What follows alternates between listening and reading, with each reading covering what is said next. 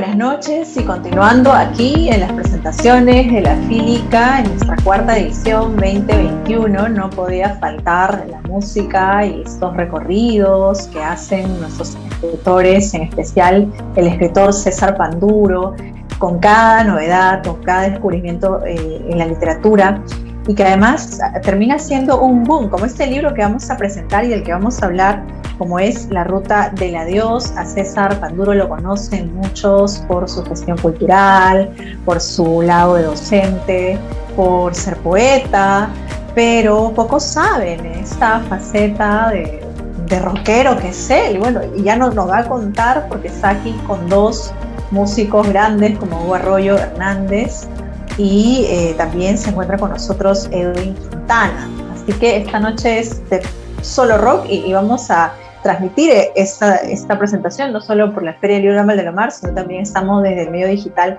La Lupa, en vivo. César, buenas noches, cuéntanos. Buenas noches, Lady. Muchas gracias por la apertura y por el hecho de permitir que se hable de este libro y sobre todo de gente tan bacán como Meta, como Hugo, como todos los que conformaron una escena bonita al final de los años 90, ¿no? Y este libro es un homenaje a ellos y también mostrar un poco, ¿no? cómo mucha gente se organizó a pesar de tantas cosas, ¿no? Entre ellas que nos apagaran los equipos, la gente se asustara, ¿no? Cuando empezábamos a poner.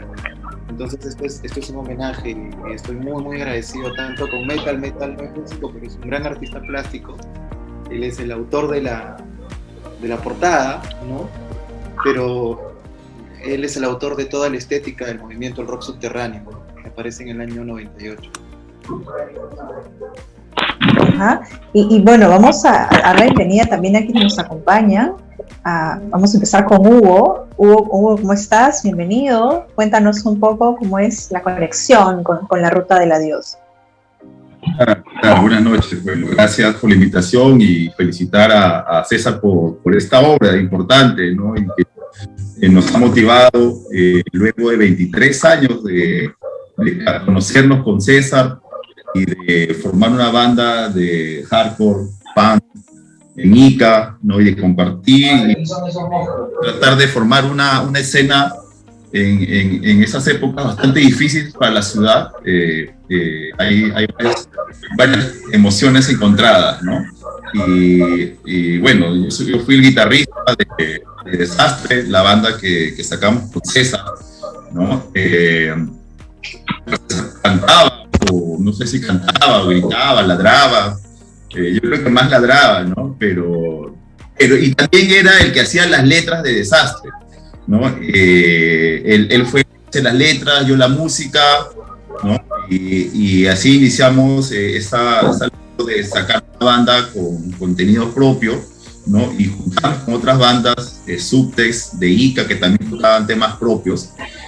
Y bueno, este libro es una evidencia clara de lo que pasó y lo que lamentablemente no ha quedado registrado en cassettes, en discos, ¿no? Hubieron bandas con música propia, pero no logramos, y nos incluimos nuestra propia banda, no logramos grabar algo como sí ocurría, por ejemplo, en Lima, en otras provincias, ¿no? No logramos grabar algo y eso fue un error que cometimos, ¿no? Que cometieron muchas bandas de esa época.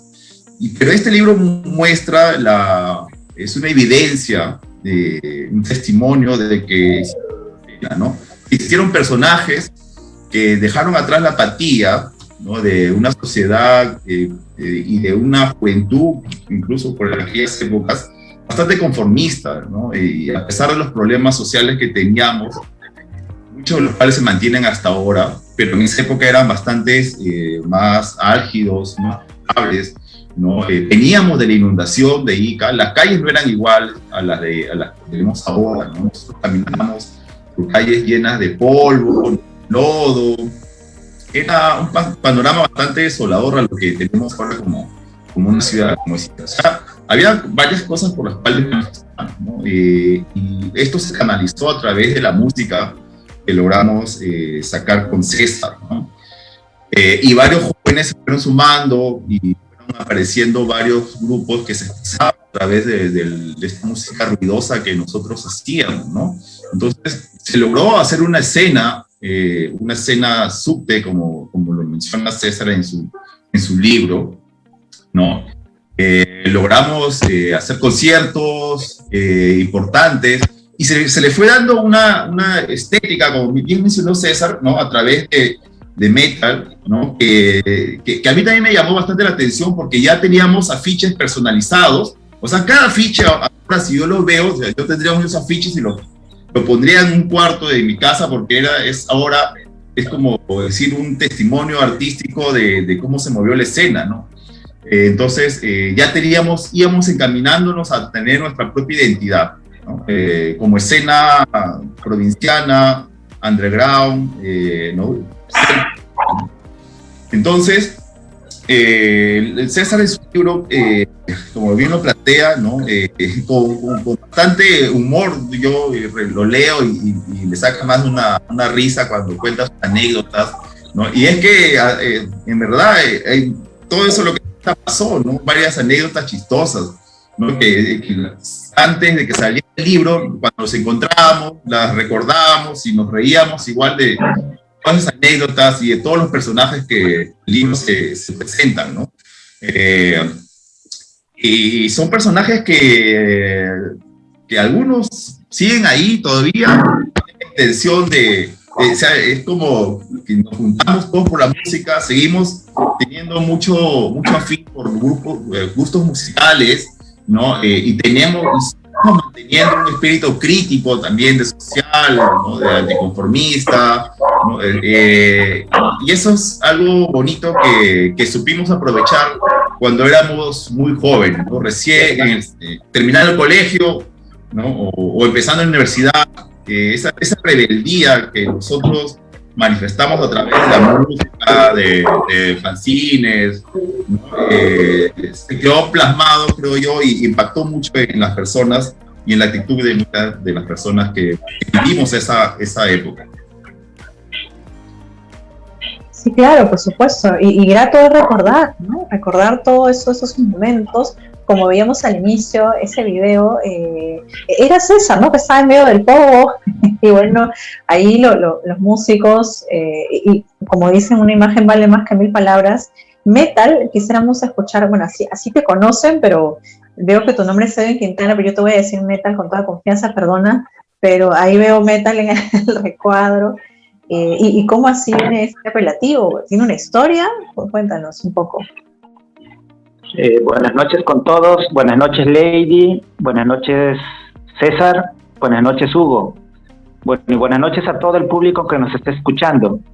Mi nombre es Edwin Quintana, bueno, me dicen Metal porque cuando ingresé a la Escuela de Bellas Artes, bueno, yo siempre he mantenido el look, o sea, entré y yo estaba con el cabello largo, vestido de negro, entonces todos me miraban como al fumón del salón y nadie me quería, o sea, yo era lo peor, ¿no? Y recuerdo que una vez llegó un trabajo grupal y como nadie me aceptó en su grupo, bueno, yo tampoco pedí, ¿no? Y la profesora repartió los temas y yo estaba solo, entonces me dio un tema a mí. Y yo desarrollé mi tema y salí a exponer solo lo que generalmente se hacía por grupos de 5 personas. Y expuse. Y bueno, nunca he sido un mal estudiante, ¿no? Entonces, tengo algo todavía en mi cabeza. Entonces, expuse y hice preguntas y expuse. Entonces, la gente, mis compañeros dieron cuenta, oh, este no es fumón, o sea, todavía piensa. Al siguiente trabajo grupal, ya me pasaron la voz. Pero como no sabían mi nombre, porque los chicos eran niños que habían salido de secundaria y habían postulado a la Escuela de Bellas Artes. Y yo, bueno, yo ya tenía unos 3 o 4 años, era 3 o 4 años mayores que ellos.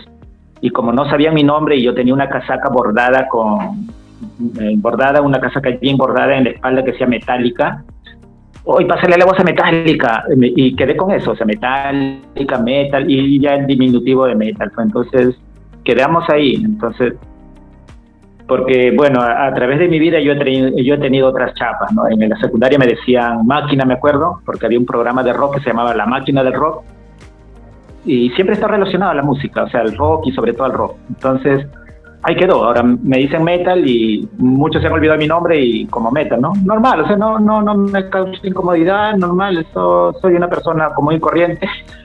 Ahora soy profesor de artes plásticas y vivo acá en Lima. Y sí, tengo que reconocer que me tocó vivir esa etapa que describe César en su libro. Viví esa todos etapa. Se preguntan por acá. Dígame. Sí, te escuchamos. Viví esa etapa y la viví al máximo. Como digo, en esos tiempos yo era mayor de 30 años en esos tiempos y siempre estuve involucrado en el rock, en la música, y me causó bastante, me inyectó de fuerza el hecho de que hubieran chicos que estaban en la secundaria y tuvieron el valor de agarrar una guitarra y aprenderse tres notas y hacer música propia. Yo creo que eso fue lo más valioso, porque hubieron niños, pues yo los considero niños, porque yo ya en ese tiempo tenía 30 años, más de 30 años. Y estos niños que estaban en la secundaria agarraron y hicieron música, y las condiciones se dieron y reventó la escena sub de Vic. Eso queda constancia, debe quedar constancia y está en el libro, que niños con 12, 14 años agarraron una guitarra y tuvieron el valor de enfrentarse a un público haciendo su música propia, con todas sus deficiencias, pero tuvieron el valor.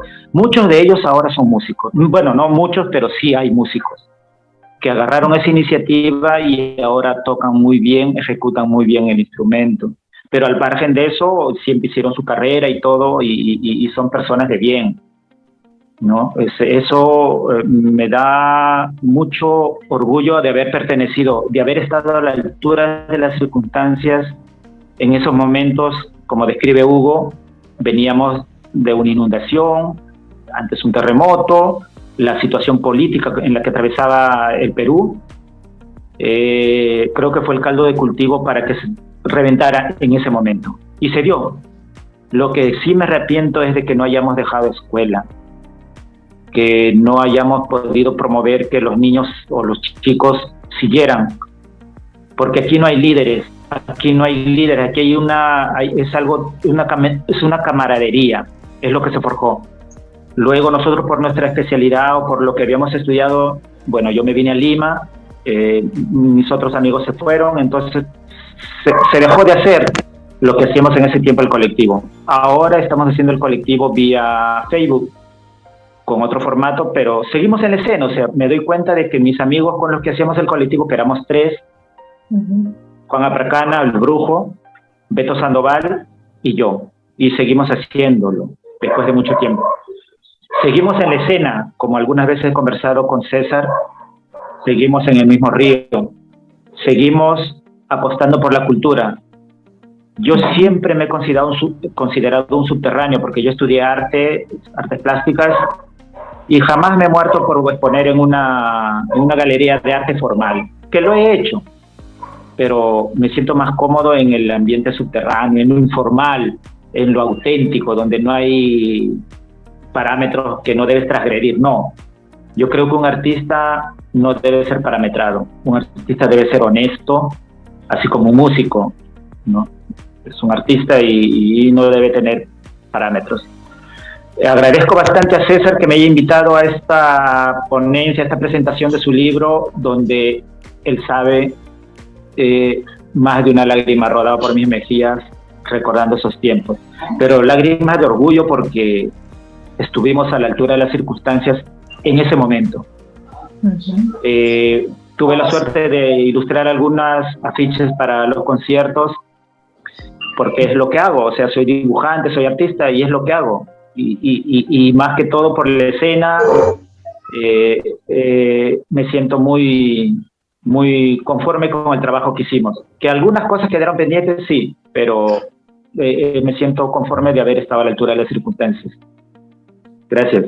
Qué genial experiencia que nos cuentas, y además cuánta gente se va sintiendo identificada, ¿no? Estamos recibiendo saludos, incluso desde Chile. Juan Carlos Valente saluda la propuesta, está Tico Torres, está Traumas Concert también. Y bueno, varias Saludos. bandas se están sumando a la transmisión porque están como sintiéndose identificadas. César, cuéntanos cómo va esto de los personajes, Vino a tu memoria, los recuerdos, cómo se construyó este libro. Cuéntanos un poco más. Gracias, Lady, gracias, Hugo, y gracias, Metal, ¿no? El asunto del rock en el Perú es una cosa muy extraña, ¿no? Porque en los 60 y en los 70 hubo una gran explosión, bandas, estábamos en el Perú a la vanguardia, y bueno, después ya fue decayendo, ¿no? Pero por desgracia siempre se ha pensado que el rock, ¿no? Y todos sus derivados es para clase media alta, o que bueno, solamente lo escucha un segmento, ¿no? Que se quiere diferenciar de los que no escuchan cumbia, de los que no escuchan salsa, o los que no escuchan otros géneros, ¿no? Y esto, por desgracia, le ha quitado mucha fuerza de escucha al rock. Yo desde la adolescencia, ¿no? Y lo decía Metal, escuchaba mucho rock, pero para mí realmente fue un aprendizaje escuchar música metal, fue hardcore y un poco del punk, ¿no? Fue una cosa increíble porque lo que no sabía, ¿no? De estos géneros es que era una cultura. Es una cultura, no es solamente el hecho de escuchar música, de poner bulla, ¿no? No, o sea, se trata detrás de una canción o de los discos, hay cine, hay libros, hay meditación, reflexión, denuncia, y eso es lo que creo que varios jóvenes encontramos, ¿no? Yo sí tuve, en un momento, como lo ha dicho muy bien Hugo, ¿no? Hugo estaba en el colegio Arbulú, estaba en quinto secundaria, había otro chico también, Pierre, e hicimos una banda sin saber él tocar mucho, como dice, yo no sabía si gritaba o me estaba mechando conmigo mismo en el momento de cantar, pero lo que sí había era rabia, porque nos daba rabia, y todavía, por desgracia, este país da rabia, da cólera, cómo vivimos, cómo Ica no ha avanzado, vemos todavía la delincuencia, la pobreza en la que vive nuestra gente. Y bueno, yo venía de un barrio marginal, ¿no?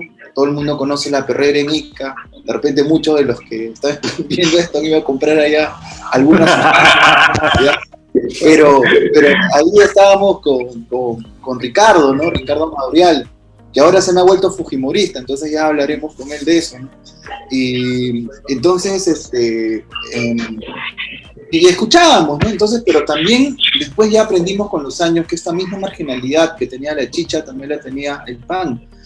Y yo creo que lo que no contábamos y lo que no contaba la gente es que se pusieran 4 chicos, 3 chicos o 5 chicos en una kermés o en un concierto y que esperaban cada vez que se subían unos chicos aparentemente rockeros que tocaran canciones de Soda Stereo, que les cantaran canciones de los Enanitos Verdes, de los Prisioneros, ¿no? Pero no, o sea, lo que nosotros hacíamos, y esto empezó con 6 tiros amargos, era decir, bueno, esta no es nuestra música, no tocamos, perdón, pero propuesta.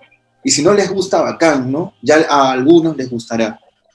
Entonces, lo fue, ¿no? De que en la entrevista tocábamos con otros, digamos, con otras bandas que hacían rock un tanto, se podría decir, comercial, pero nosotros subíamos, asustaba a la gente, pero había algunos a quienes les gustaba la propuesta, ¿no?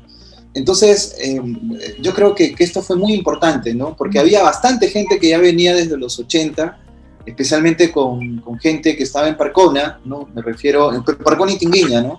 En Parcona está Peco, está Fonsi, y tú me corregirás, y en la Tinguiña había gente que vivía en Urbanización San Isidro, pero por desgracia no se hizo una escena. Pero hubo gente que apostó por, a través de la música, hacer una crítica social, ¿no?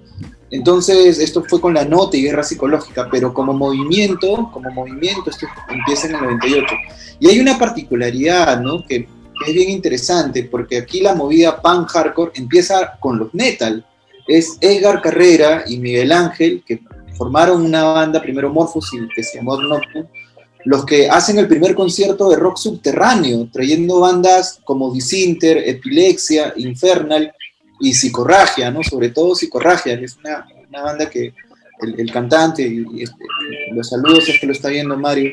Entonces ahí se inició, ¿no? Se inició, entonces de la nada, ¿no? De la nada, es más, nosotros teníamos que contribuir para alquilar equipos, para pagar las bandas, porque, o sea, si ya es difícil hacer con el rock comercial, ¿no? Sobrevivir con el rock comercial, imagínense con el rock subterráneo, que era para pocos. Entonces, yo creo que el rock subterráneo nos enseñó a los que estuvimos solidaridad, confraternidad, y el hecho de que saben de enfrentarnos, ¿no? Es decir, ¿no? Esta es nuestra música, nos votaron, nos apagaron los equipos, la gente incluso hasta, yo cuento una anécdota, ¿no? Que cuando fuimos a una kermés de un colegio, el colegio de Hugo, ¿no?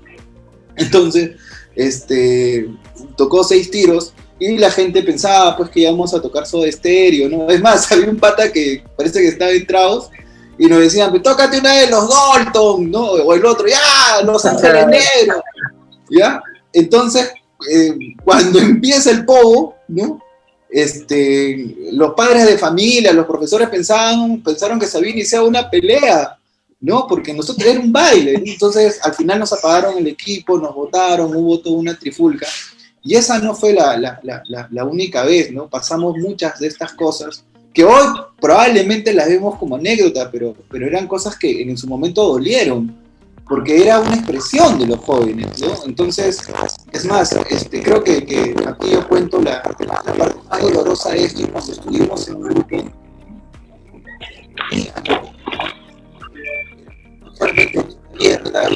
abierta, sabía que además queríamos a través de ellos mostrar a una buena cantidad de jóvenes que se estaban manifestando a través de la música, estridente, realmente bulliciosa, pero se estaban expresando.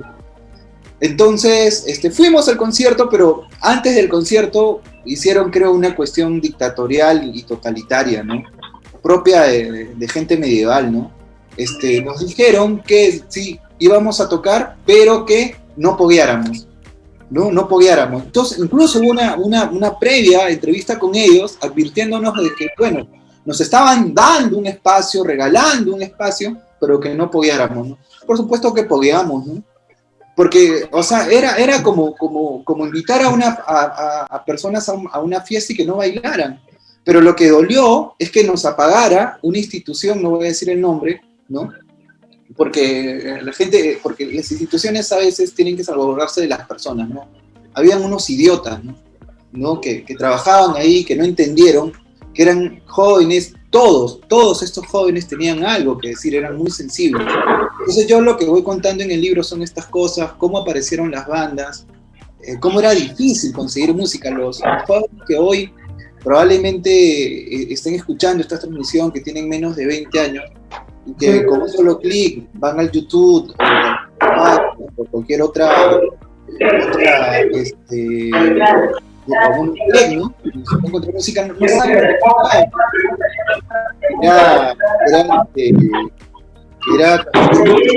Era bien difícil, ¿no? Es más, muchos de nosotros creo que nos hicimos más amigos cuando, por ejemplo, teníamos que comprar material, ¿no? Comprábamos fanzines, comprábamos cassettes, vinilos, ¿no? Discos. El disco era más caro cuando empezó, entonces entre todos nos compartíamos, ¿no?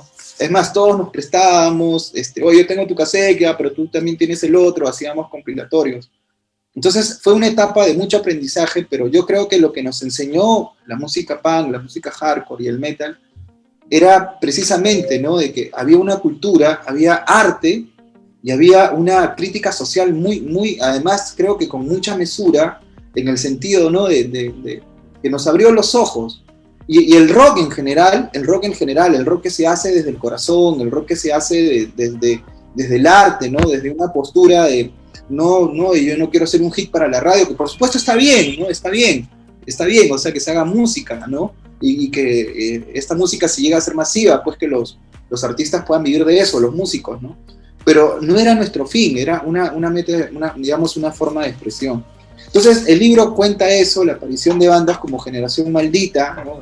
de Guillermo Velázquez, Renzo Silva, Charapa, ¿no? Mi pata, de mi barrio también, Guillermo Velázquez, gente muy querida, ¿no? Cómo ellos se formaron, Hablo también de Resistencia Brutal, que fue una extraordinaria banda de hardcore de Percona, que creo que hubiera sido, como digo en el libro, ¿no?, una declaración de principios del hardcore provinciano, porque era un bandón, ¿no?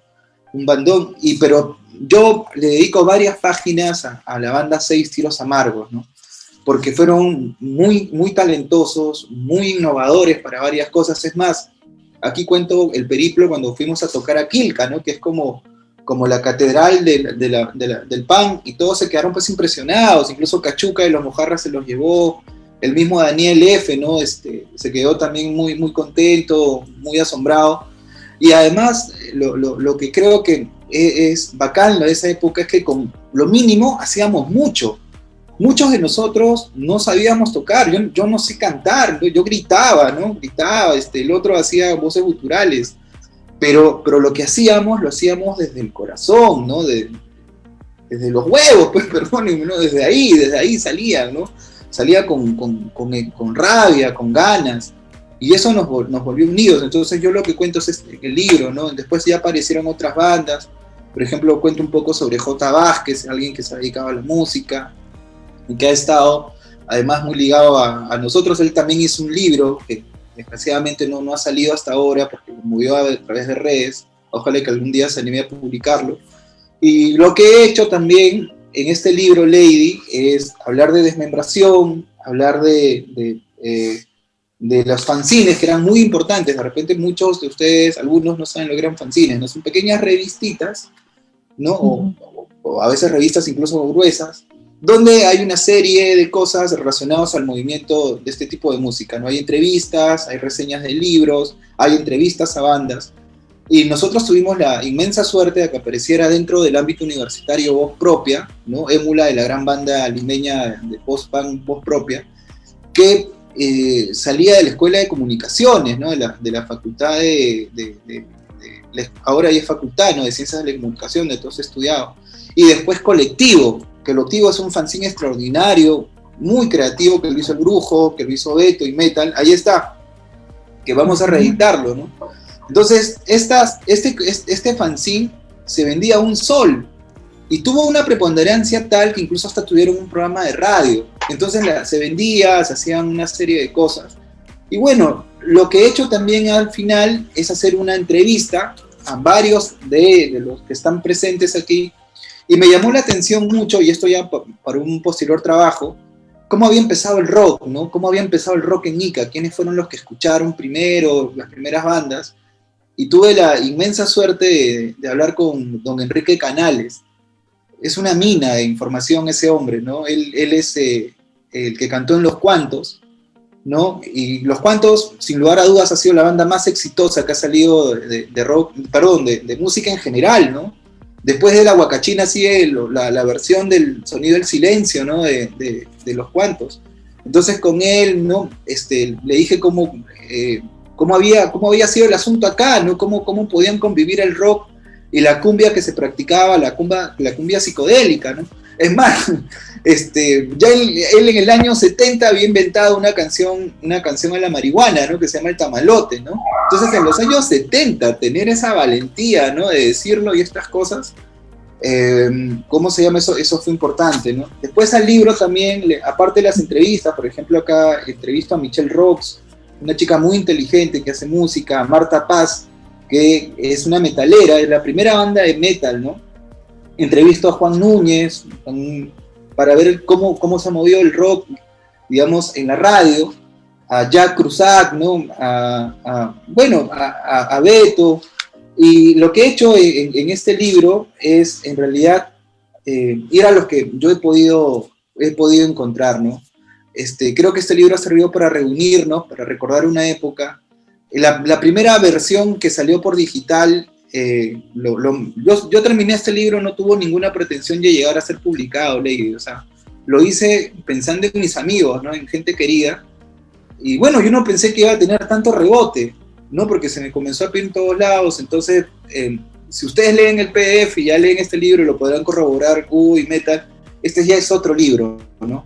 O sea, ya es otra cosa, ¿no? Hay muchas cosas que se han arreglado, hay cosas que se han añadido. Y lo que se ha añadido también es la contraportada de Julio Rafael, ¿no? Julio Rafael, ¿no?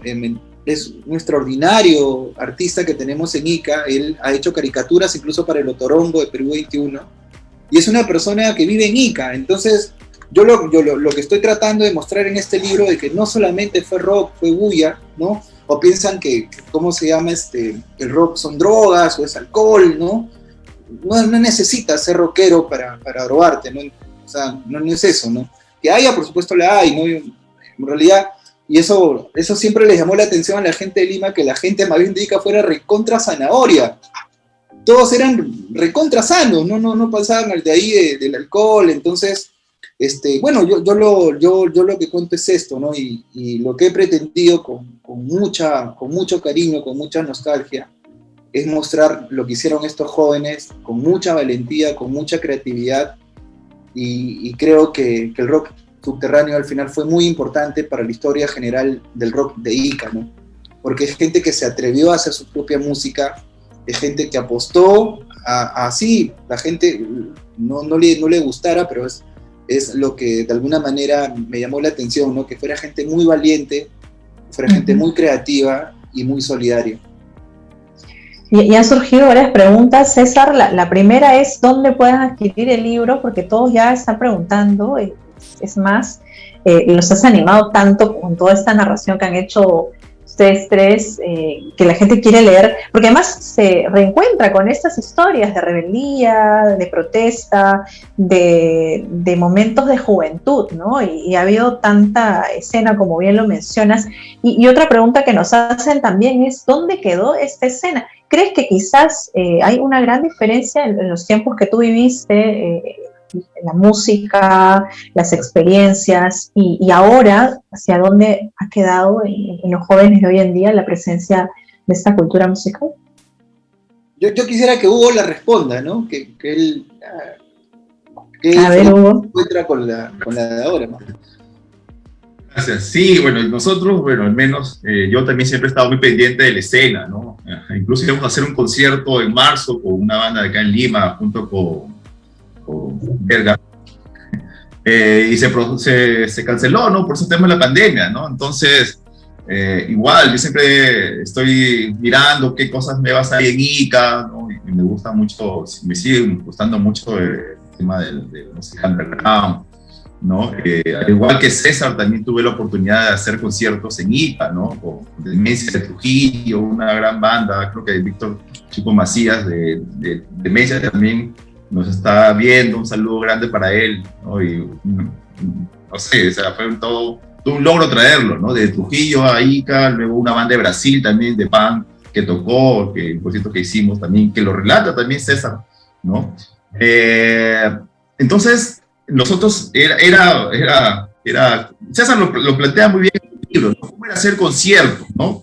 Cómo algunos han tenido que vender su bicicleta, su televisor para poder salvar el concierto. Y también en el libro se menciona 5 conciertos inconclusos, o sea, no 1, 2, 5 conciertos que no lograron a terminar, o sea, por esta falta de entendimiento de algunas personas de que no sabían lo que era el pogo. Nosotros recién estábamos, creo, moviendo esto a la escena, y yo me sentía a veces más a gusto tocar en una casa, ¿no? Que tocar en uno de los locales, o tocar con otros grupos que hacían covers, porque ya sabíamos a lo que nos enfrentábamos, ¿no? Que nos iban a boicotear por el sonido, que la gente no iba a entender, pero siempre había algo ahí detrás que nos motivábamos porque queríamos tocar, ¿no? Entonces, fue bastante difícil en esos momentos ensayar incluso, ¿no? Nosotros no teníamos ¿no? nuestros propios instrumentos, ¿no? A la justa yo pude conseguir una guitarra, ¿no? Pero no es solo eso, tienes que tener amplificadores, bajo, batería. No teníamos instrumentos, creo que casi ninguna de las bandas, salvo una por ahí, tenía casi todos los instrumentos, pero no había tampoco sala de ensayos. Y lo que a mí siempre más me molestó es que no hubieran espacios donde poder tocar, o sea, que no hubiera un local, ¿no? Un local donde podríamos ir a tocar sin preocuparnos, pues, porque los vecinos se van a quejar, porque va a venir la municipalidad a interrumpirnos el concierto, ¿no? O que, no sé, tuviéramos que alquilar el local, nunca hubo un espacio, ¿no? Y hasta ahora no lo hay, no hay espacios en Ica como sí hay en Lima, ¿no? Donde uno sabe dónde va a escuchar rock, ¿no? Son lugares donde uno va a escuchar rock y sabe que hay conciertos de rock todas las semanas, ¿no? Eso no hay, no sé si habrá en otras provincias del Perú, ¿no? Lamentablemente no hay esos espacios, ¿no? Y era bastante complicado. Eso cambió. Bueno, no quiero hablar mucho de la escena actual porque las cosas han cambiado, han mejorado, los chicos ya tienen pueden adquirir, porque también creo que han bajado mucho los precios, ¿no? Pueden adquirir guitarras, baterías a buenos precios, ¿no? Entonces ellos mismos pueden armar sus cosas y tocar. O sea, hay más facilidades para hacer una banda ahora, creo, que antes, ¿no? Pero igual sí, hacer un concierto en Ica es bastante complicado, ¿no? Y lo otro es porque no hay gente también, no hay público, ¿no? Entonces, sabes que vas a hacer conciertos para máximo 20 personas, ¿no? Entonces, y donde quizás todas esas 20 personas son las bandas, sus enamoradas y por ahí algunos amigos, ¿no? Entonces, es complicado hacer eso. Yo no sé qué tanto puede crecer la escena ahora en Ica luego de la pandemia, ¿no? Pero, sí, ahora hay facilidades de hacer música, para grabar discos, ¿no? Para difundirlos, porque en esa época también no estaba muy difundido el internet, ¿no? Ahora sí hay muchas facilidades para eso, ¿no? Pero yo creo que siguen faltando espacios. Y lo que también falta es la materia prima, que son la gente que quiere hacer música, ¿no? Yo he visto por ahí algunas bandas nuevas que me han emocionado mucho, porque tienen algunos, en Chincha he escuchado, tuve la suerte de hacer un pequeño concierto junto con Traumas en Genesis Bar de Barranco, es un templo de rock underground que lamentablemente por esto de la pandemia creo que ha tenido que postergar sus actividades, ¿no? Pero logramos hacer una fecha y vinieron 3 bandas de punk de Chincha, eran solo 4 miembros que se intercambiaban entre ellos y era como una banda nueva, ¿no? Pero tocaban punk y una de ellas me gustó mucho su propuesta que hacían, entonces me sorprendió bastante, ¿no? Luego las propuestas también actuales ¿no? de Haciendo Traumas, ¿no? Pero yo creo, faltan más bandas, ¿no? Y sobre todo, bueno, con temas propios y sobre todo con ruido, como nosotros llamamos a bandas de hardcore, de punk, sonido más extremo, ¿no? Bandas de death metal, que van muy ligados también a la crítica social. Yo creo que los tiempos futuros van a hacer que más jóvenes, ¿no? Yo estoy seguro que sí, hay más conciencia por parte de los jóvenes, también hay rebeldía, ¿no? Y las cosas probablemente en el futuro puedan hacer que esto se mueva más y se puedan generar bandas de Ica, pues, con propuestas originales, ¿no? Con unas propuestas también de conciencia social, ¿no? Que es importante, ¿no? Entonces, yo sí apuesto que probablemente en el futuro, luego que pase todo este problema de la pandemia, vuelva a resurgir una escena, ¿no? Y lo que ha planteado César con su libro es importante porque ya marca un precedente, pues, que para que los chicos que vienen ahora sepan que pasó algo, ¿no? Algo una movida subterránea en Ica, pues, con bandas bastante buenas, ¿no? Y bueno, pues hay que esperar nada más, pues yo seguro que César, todos los que están acá presentes, estamos pendientes de que esta escena iqueña vuelva a resurgir. Va a resurgir, estoy seguro, ¿no? Porque va a haber conciertos, estamos pensando también hacer un compilatorio, ¿no? Con las bandas. Vamos a volver, ¿no? Vamos a volver y con fuerza, con fuerza. Sí, eso es lo que pide además la gente, ¿no? Nos dicen, incluso algunos ya están recordando varias cosas, ya cruzadas, nos dicen las tocadas, todas las bandas tocaban con los mismos instrumentos, ¿no?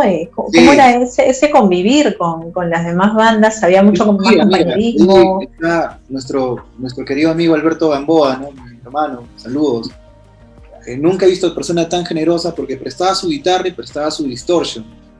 Entonces, yo he visto su distortion en la casa de todas las bandas, porque ¿cómo ensayábamos? Y Hugo recordará, esa es una anécdota que no conté, ¿no?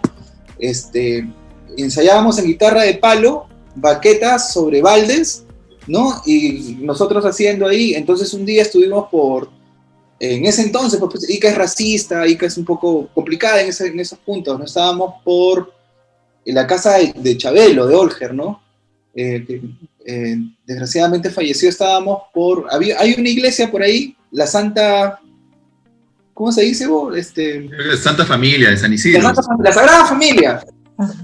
Y estábamos ensayando, pues, entonces, imagínate, estábamos con polos rotos, ¿no?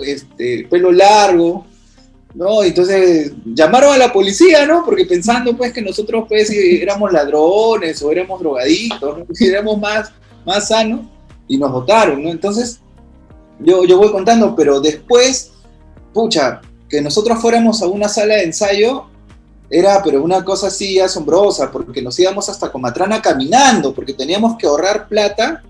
Ese dinero en el taxi, de ida y de vuelta lo ahorrábamos para ensayar, para tener más tiempo de ensayar. Es decir, o sea, nosotros éramos precarios, porque no había plata, lo hacíamos por punche, pero yo recuerdo que al final los resultados fueron bacanes, ¿no? Porque ya cuando aprendimos a sonar bien, ya no hubo tanta diferencia entre las bandas de Ica y las bandas de Lima, ¿no? Yo creo que me da mucha pena que Seis Tiros y Resistencia Brutal no grabaran, ¿no? No grabaran porque eran bandas con proyecciones muy importantes, ¿no? Nosotros con Hugo hacíamos hardcore, ¿no? Que era hasta grindcore, puede decir Hugo, ¿eh? Porque había partes donde era grindcore, ¿no? Pero eso fue bacán, ¿no? Entonces, y bueno, yo también en este libro no solamente cuento anécdotas, ¿no? Sino algunos personajes que conocimos, que vimos, y que por desgracia no hemos vuelto a ver, porque estamos hablando de algo que ocurrió hace 23 años,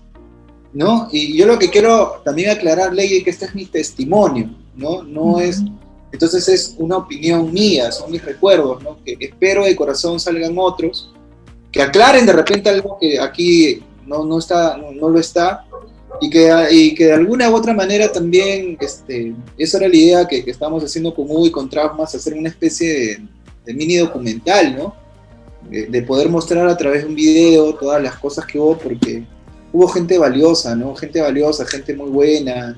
Eso de documentales es importante, ¿no? Y creo mencionarlo porque tú sabes muy bien que en esa época, bueno, yo por ejemplo tenía una cámara de video que le he llevado como a 3, 4, 5 conciertos, y por ahí tengo los videos, los cassettes chiquitos, ¿no? Y han salido, y hay otra gente más que tenía cámara, ¿no? Entonces, mucho de ese material está registrado en VHS o esos cassettes chiquitos, pero no están en YouTube, ¿no? No se han pasado digital, ¿no? Entonces, me piden los videos, ¿no? Pero yo sé que si los doy lo van a subir a YouTube y ahí va a quedar, pero yo pienso que un trabajo mejor hecho, ¿no? Sería una especie de documental, ¿no? Fílmico, ¿no? Narrado, una persona, ¿no? Y eso sería algo bonito, ¿no?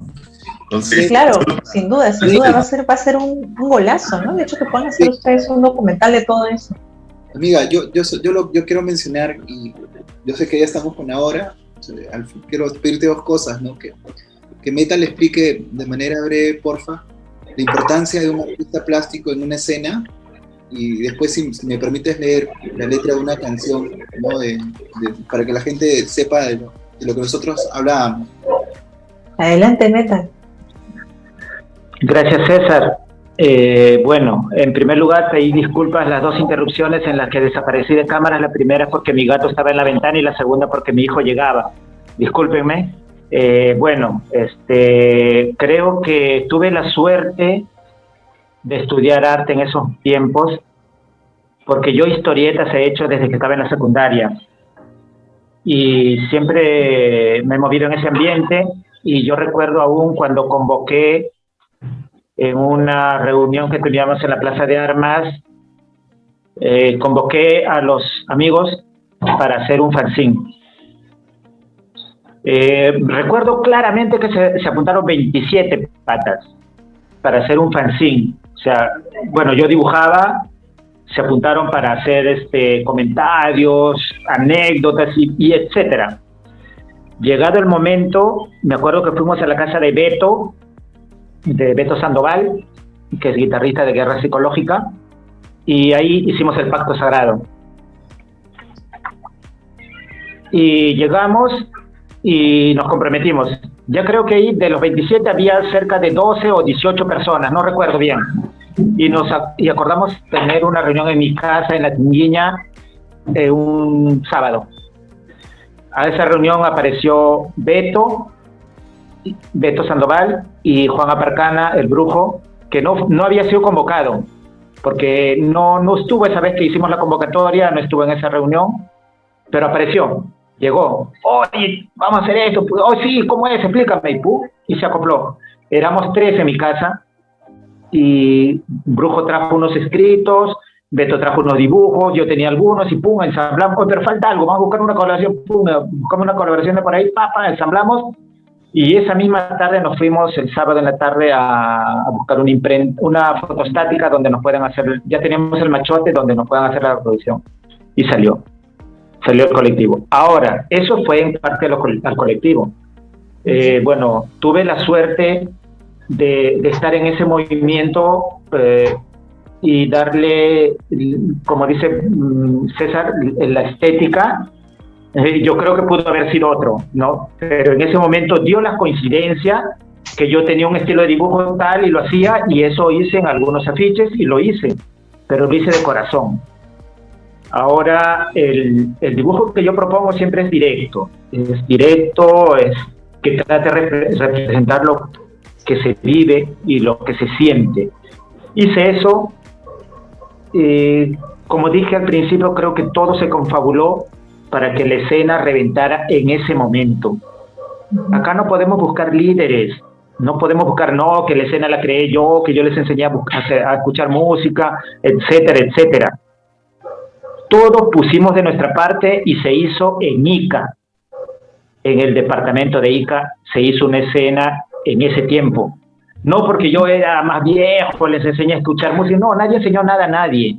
Simplemente se hizo la escena porque se tenía que hacer y reventó por las condiciones políticas, por las condiciones sociales, etcétera. Y se hizo. Que nos tocó vivir ese tiempo, lo agradezco al destino, a Dios, a quien haya querido que las cosas salgan así, y le agradezco bastante a César por traer esos recuerdos. Se hizo y estuvimos a la altura de las circunstancias y respondimos. De lo que sí me arrepiento yo es de no haber dejado escuela, de no haber dejado una gente que vuelva a seguir o que prosiga. No queremos decir eso que nosotros fuimos los iluminados, porque después ha seguido. Y una versión o una palabra autorizada la tiene Traumas, que él hizo conciertos de su propio peculio, porque él trabajaba, juntaba su dinero, y con ese dinero alquilaba equipo de sonido, le daba la movilidad a los grupos que venían. Eso es la esencia que se hizo con el movimiento en el que nosotros nos tocó participar. Porque recuerdo, César lo dijo muy claro, recuerdo una tocada en la Federación de Empleados Bancarios, donde Raúl Carrasco aún no tocaba en Resistencia Brutal, todavía no se había formado Resistencia Brutal, pero Raúl Carrasco es una voz, y es una muy buena voz de Parcona, y hicieron un cover de Dolores de Lirio, la mejor versión del dolor, de Carmen, el dolor del LP0 de Dolores de Lirio. Y en ese momento se malogró el Distortion de ¿cómo se llama? De Alberto Gamboa. Se malogró el Distortion, que era el único que recorría Ica, todas las bandas. Y Raúl Carrasco agarra el micrófono con el que estaba cantando y dice: ¿alguien tiene un Distortion? ¿Alguien tiene un Distortion? A ese extremo llegábamos. Pero se hacían las cosas y no faltaba alguien, oh, yo tengo un Distortion, o pum, pum, y se armaban las cosas y seguíamos. No miento, eso está en la memoria de mucha gente. Un saludo para Raúl, un saludo para Resistencia Brutal y un saludo para toda la gente que vivió con nosotros esos momentos. Abelo, Miguel Ángel, que ahora están en el extranjero, haciendo lo mismo, en diferentes facetas, pero haciendo lo que hicimos en algún momento en el 97 y en el 98. Qué maravilla recordar, y bueno, mucha gente está saludando de distintos puntos del mundo, desde Alemania incluso, nos están viendo, y bueno, todos piden leer el libro y ver el documental, ¿no? Que ya han anunciado que va a salir pronto, así que ojalá, porque realmente es un gran anuncio y algo que espera muchísima gente, incluidos nosotros también. Muchísimas gracias, Metal, muchísimas gracias, Hugo. César, tus palabras finales para poder comentarnos dónde podemos adquirir el libro. Sí, Lady, muchas gracias a ti, a toda la gente, ¿no? Yo, escucha, hay tanta gente que de repente me olvido, hay gente que está conectada, a todos ellos. Saludos a Iván Bizaló, que ha participado también aquí, ¿no? También quiero agradecerle a Daniel F., que pone un comentario en la contraportada del libro. Hoy a ti, a Yacira, Palacios, a tanta gente, ¿no? Yo quiero leer la letra de nuestro grupo, ¿no? Para que vieran qué cosa expresábamos, ¿no? Dice, esta ciudad merece ser destruida por el río, que salga y limpie con su barro venido de las alturas la envidia y suciedad en la que viven los hombres. Sol, quema todo y deja un guarango como germen para un nuevo mundo. No queremos que la paloma vuelva con un ramo de olivo. Queremos un chaucato que cante la sinfonía de la destrucción de este error llamado ciudad, donde nada está a salvo, ni siquiera el Cristo Negro encerrado en una cárcel de madera. Río, no tardes en desbordarte. Véngate de todos aquellos que echamos basura a tu cuerpo. Cubre con tus aguas los pies descalzos de los niños que caminan por tu cintura. El viento merece pasar por un lugar mejor. Aquí todo es escombro, una laguna llagada, dunas de carnes rasgadas, mototaxis como barcos infernales. Esta ciudad merece ser quemada por fuego divino, por fuego purificador que desintegre el odio con que la gente camina, ¿no? Todos merecen ser colgados en los cables de luz que crecen como mala hierba en los edificios. Merecen ser electrocutados por haber borrado los árboles, por tapar la luna con sus luces, por matar pájaros, por tocar claxon, por no usar los tachos, por no amar, por nacer, por escupir en la calle, por no mirar al cielo, por dejar los caños abiertos, por cerrar su corazón. Sal, río, no tardes. Recuérdale que tú mereces respeto. Destruye esta ciudad que siempre te ensucia. No era un poco las letras que hacíamos. Y bueno, el libro lo pueden buscar en Lima, la gente que está viendo, con Alfredo Ruiz, a quien le agradezco la edición y todo el apoyo que siempre ha dado. Alfredo Ruiz ha apostado por este libro. Y en Ica pueden ubicarlo a través de mi Facebook, ¿no? César Panduro Astorga, o de la editorial El Conde Plebeyo, ¿no? Y que viva el pan, el hardcore y el metal, carajo, que viva siempre. Genial, yo les pediría que ustedes se pongan a hacer ahorita un poco, pero no están juntos, y ya hemos visto el video, pero por favor, ese documental no desistan y ojalá que salga pronto porque lo vamos a ver y a difundir sin duda, y compren La Ruta del Adiós, que es un libro que cuenta muchísimas cosas en las que ustedes se van a reír, van a gozar y sin duda van a tener todo eso que ofrecía la escena, como bien lo ha contado Hugo, Metal y César. Muchísimas gracias a los tres por habernos acompañado. Éxito, César, con esta nueva empresa, y también a todos ustedes. Sigan haciendo música porque es lo que alimenta el espíritu, sobre todo en estos tiempos. Nosotros nos despedimos. Hasta aquí la transmisión por La Lupa y por la Feria del Libro Abraham Valdemar. No se pierdan, mañana tenemos poesía con Roger Santibáñez y luego El Pie del Inca con Rafael Dumet. Sigan la Feria del Libro Abraham Valdemar hasta el 15 de mayo. Hay muchísimas más actividades. Un abrazo para todos ustedes. Muy buenas noches. Listo, hasta luego.